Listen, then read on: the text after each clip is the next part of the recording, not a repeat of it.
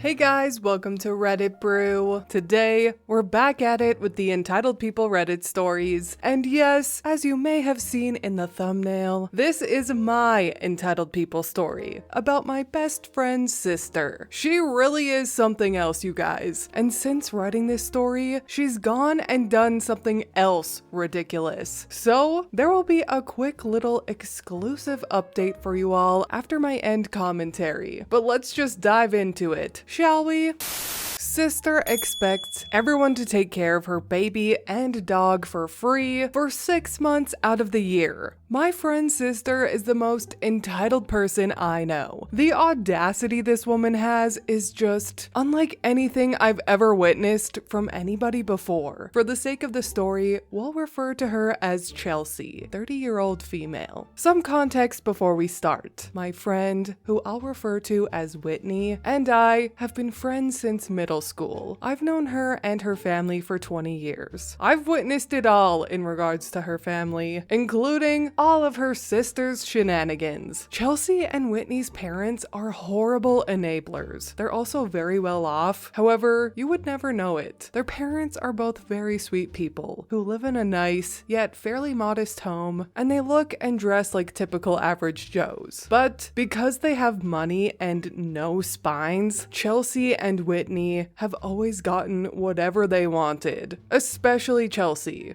Gosh, where do I even start? I guess I'll start back in 2009 when Chelsea was 16. Like I said, Chelsea always gets what she wants, and when she doesn't, she gaslights and manipulates until she does. She likes to take things away as punishment, including herself and her now kid. For this particular instance, she started dating a guy who her parents weren't particularly fond of. He was 22, and again, she was 16 and in high school. Whitney and I are 2 years younger than Chelsea, so we went to the same school. We would occasionally see this boyfriend pick Chelsea up from school at lunchtime, and she wouldn't come back. They would also make out in the school parking lot, which was weird, watching this man make out with a minor on school grounds. So of course, only being in grade 8, Whitney tattled on her sister and told her parents that Chelsea was skipping school and making out with a guy who definitely wasn't around her age. Her parents were rightfully pissed and forbade Chelsea from dating this guy. She got mad and said, "You can't forbid me from anything. I don't need you. I can do whatever I want, whenever I want." She packed up her stuff and left. She moved out at 16 and never came back. Whitney still saw Chelsea at school though, but Chelsea pretended like she and her parents ceased to exist. Chelsea only acknowledged Whitney when it was convenient for her, or if she needed help. The two instances I can actually remember is the time when Chelsea got stealing from the 7-Eleven, as well as when she had to go to the hospital because she attempted to show off in the weight room. She lifted too much weight and seized her back. But that's all tame compared to what she's been up to lately. To catch you up to speed, Chelsea did finally forgive her family 3 years later when she was tired of living at multiple friends' houses. She moved back home at 19 and her dad got her a job at his work site. She's now a heavy-duty mechanic at the site and has been for many years. Her one redeeming quality is that she does have really good work ethic, but only at work. She is lazy in all other aspects of her life. She now does really well for herself and makes 6 figures a year. Now, Chelsea works week on, week off. Chelsea thought it would be a great idea to get pregnant by an abusive alcoholic because she was desperate for the attention that a child gives. And deadbeat baby daddy of course fled the moment that test came back positive. Chelsea makes tons of money though. She can do it herself. She claims she will be a single mother who's only home for 6 months out of the year. What could possibly go wrong? Oh, she also has a large dog and 3 cats. Yay for selfishly filling the void of loneliness with innocent lives. Her daughter Haley is born, and she's born with a very serious heart condition. She's had 3 open heart surgeries and still needs more. Chelsea is overjoyed though, because now she's getting even more attention than she thought she would. She has a blog and a Facebook page that follows her daughter's heart condition. Anyway, after the year of maternity leave was over, Chelsea had to go back to her week on, week off work schedule. Guess who looks after her toddler when she's away at work? If you guessed her enabling family, you'd be right. Haley is at daycare during the day, then the grandparents take care of her overnight when they get home from work. For free! They pay for the daycare too. I have no idea why. Whitney looks after Chelsea's dog while she's away at work. Again, for free. The cats fend for themselves and have someone who checks on them once during the week while she's gone. She used to only have 1 cat, but because she's away so often, the cat was so stressed and was ripping its hair out. So Chelsea's resolution for that was to get another cat to keep the lonely cat company. When Whitney told me about this, I offered to check on the cat. My full intention was to take pictures of the cat in distress and report the animal abuse. Unfortunately, this was over the holidays and Chelsea had a lot of time off, so I didn't end up getting there until a month later. And when I did finally get there, the cat's hair had grown back and she looked totally fine. I still reported the situation, but unfortunately nothing was done about it, as the cat's needs were technically being met. Apparently people are allowed to leave their cats by themselves for 6 months out of the year. Horrifying. Anyway, as if that all wasn't clearly already completely unmaintainable for Chelsea, she recently decided that she wants to live on an acreage. A fucking acreage with a toddler, a dog, farm animals, and land that will all need to be maintained. She can't even take care of her child or her pets already in a small suburban home, and now she wants to add land and farm animals on top of that? I warned Whitney that if her sister does that, she knows damn well that she will be the one maintaining this acreage, and that if she does go through with this, maybe this is as good as a time as ever to finally put her foot down and stop enabling Chelsea by always helping her with everything. Please, for the love of God, let her drown in all her decisions that she can't commit to. Well, you know damn well that doesn't happen, and Chelsea buys an acreage in which she knows her spineless family will help her with. She gets rid of her 3 cats to lighten the load, one of which she's had for 8 years, as if they were nothing. When Whitney told me this, I initially was outraged. I kind of ripped into her actually, telling her that her sister is a terrible person, and how can she just get rid of a cat she's had for 8 years so easily? My cat is my literal child. I can't even fathom disposing her and disregarding her as though she's an object. Like, what the actual F is wrong with this woman? That's honestly psychopath behavior right there. After I cooled off, I was actually relieved, because she explained that the cats got given to an older woman who will actually take care of them properly and give them the love that they deserve. The cats are so much better off not being in Chelsea's care. So she gets rid of the cats and moves on an acreage. She's a rancher girl now. She wants chickens and sheep. She just got rid of 3 cats she couldn't take care of, but fuck it. Livestock will be so much easier to maintain than cats, right? She goes off and buys 3 sheep and some chickens. 4 days after she moves in, with no enclosures, she brings the livestock home, has nowhere to put them, and calls Whitney for help.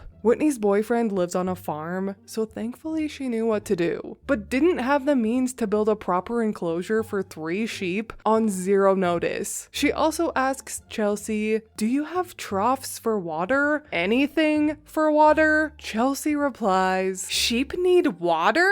I shit you not. She didn't know that sheep need water. I wish I were joking, but I'm not. This woman is that detached from reality. Anyway, long story short, the sheep got out after the first night and went missing. All 3 of them were eaten by coyotes. Unfortunately, we live in a farming country, so when livestock gets eaten, you get a reimbursement. There is no penalty for negligence as far as I know. So not only did Chelsea get 0 repercussions from this, she also got reimbursed for it. Why, universe? Why do the people who need karma the most never receive it? It's so frustrating. I again told Whitney that her and her parents need to stop doing so much for Chelsea. She will never stop or change as long as they keep enabling her horrible behavior and bending to her every demand. All of these innocent lives being abused and now killed at the hands of Chelsea is sickening. Whitney says she knows, but her and her parents are scared that she'll take little Haley away and forbid them from seeing her as punishment. I told Whitney that maybe that's exactly what they need to do. It'll suck not seeing Haley for a while, but Chelsea will definitely come crawling back. She's dependent on the free help. Without them, she would be paying thousands for childcare for the week she's gone at work. Whitney doesn't think so though, saying that Chelsea is stubborn and she'll do anything to prove a point, bringing up the time in high school when she left for 3 years. And they're worried about what would happen to Haley under only Chelsea's watch. I understand where she's coming from and they're concerned for Haley's well-being, and maybe she's right, but I feel like something needs to be done. I feel awful for what Chelsea is putting her family through, but at the same time, they're doing it to themselves by never saying no. I wish I could do more, but it's just not my place. I've tried to give as much advice as I can, but unfortunately, I'm just a family friend who has to watch the frustrating train wreck from the sidelines. I'm not sure what's gone on as of lately. I haven't talked to Whitney since August. I had to take a break from her and her family. I'm currently very pregnant, and watching all of this go on for so long with no signs of change was just too stressful. I just didn't want to exhaust myself with something that wasn't my battle. I felt as though I did all I could in my position, and inevitably, enough was enough. Yep, so that's my friend's sister. It's honestly even so much worse than this, but I didn't want to write a novel. I didn't want to go low contact with my friend, as we have been friends for so long, and Whitney actually is a really good person. Too good, clearly, but I just had to. I would be fuming after conversations with Whitney about her sister, and I realized it wasn't healthy, especially while being pregnant, which is why I made the decision to put the friendship on hold. But hey, at least I got a good story out of the most ridiculous person I know. It was like witnessing a real-life soap opera, and I'll admit, it was entertaining most of the time. Update! So, like with my last story about my mom, I wrote this quite a while ago, probably around a month ago I'd say, and I have talked to Whitney recently because she called me to say congratulations about baby Brew. And of course I got more tea about Chelsea. So the tea is, well, Chelsea has now adopted 2 puppies. For simplicity's sake, I'll just show you guys my text combo with Whitney. So Whitney says, I forgot to tell you, Chelsea got 2 fucking puppies. I reply, 2? Are you fucking kidding me? Does she know they need water at least? Is she planning on retiring? Cause like, how the fuck? He replies with said pictures of puppies, and dude, no fucking joke. And guess who has Albert now? Albert is her other dog, by the way. I asked her if she got a new job working from home, because I sure the fuck ain't watching 4 dogs. Haley is also allergic. Sorry to vent, but I've been dying to tell you. Haley is allergic? I can't. I'm so done. What did she say when you said that? Oh yeah, that's why she got rid of the cats when she went out to the acreage. And I've watched Albert 3/4 of the time. Oh, they're outside dogs. They're 8 weeks old. Maybe in a year or 2, but not now. This is honestly going to ruin my family. My parents probably won't talk to her again. Yep, her daughter with severe severe health issues, is allergic to animals. So the logical thing to do is buy 2 more of them, right? I live a very interesting life, you guys. Never a dull moment in Brewville. That is for sure. Anyway, I know for a fact that this is not the last time that Chelsea goes and does something irrational, and I'm curious to see how this pans out with her parents. I really hope they do stop talking to her like Whitney says. So I'll definitely update you guys on this if you want. But anyway, that is all from me today. I hope you enjoyed my personal entitled people story. If you did, please leave a like and subscribe. I truly appreciate when you do, and I will see you in the next Reddit story. Bye!